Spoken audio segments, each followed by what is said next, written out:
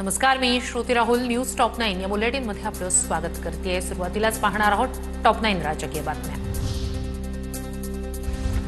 नंदुरबारमध्ये निवडणुकीत महाविकास आघाडीत दिसणार नाही.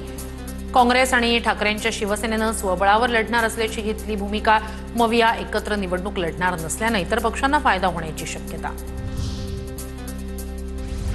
नंदुरबारमध्ये निवडणुकीत महाविकास आघाडी दिसणार नाही. काँग्रेस आणि ठाकरेंच्या शिवसेनेनं स्वबळावर लढणार असल्याची भूमिका घेतल्याची माहिती.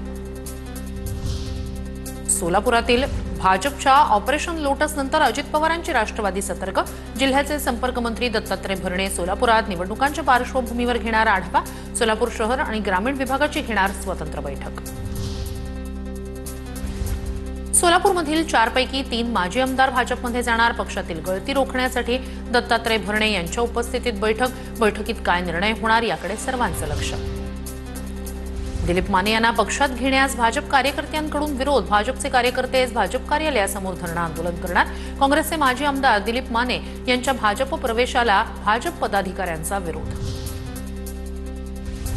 दीपक साळुंखे यांच्या भाजप प्रवेशासाठी सोलापूरच्या माजी जिल्हाध्यक्षांचा विरोध. दीपक साळुंखे यांनी सांगोला तालुक्यात भ्रष्टाचार केलाय. भ्रष्टाचार लपवण्यासाठी दीपक साळुंखेंचा भाजपमध्ये येण्याचा प्रयत्न. श्रीकांत देशमुख यांचा आरोप. अजित पवारांचं नेतृत्व किती महत्त्वाचं आहे ते आम्हाला कळलंय. 42 आमदार बिनशर्त अजित पवारांसोबत आले होते. माणिकराव कोकाटे यांची प्रतिक्रिया. आता जनतेला न्याय द्यायचा असेल तर अजित पवारांशिवाय पर्याय नाही हे जाणवलं. कोकाटेंचं वक्तव्य. रायगडमध्ये अजित पवारांच्या राष्ट्रवादीला मोठा धक्का. सुनील तटकरेंचे निकटवर्तीय विकास गायकवाड शिंदेंच्या सेनेत दाखल. दिवाळीनंतर आणखी राजकीय फटाके फुटणार. मंत्री भरत गोगावले यांचा मोठा दावा. रायगडमध्ये कोणी कुणाला फसवलं हे वरिष्ठांना माहीत नसावं. आमदार महेंद्र दळवी यांचा अजित पवारांच्या राष्ट्रवादीवर निशाणा. आम्ही फॉर्म्युला दिला, मान्य असेल तर सोबत घेऊ, नसेल तर सोडू. दळवींची प्रतिक्रिया.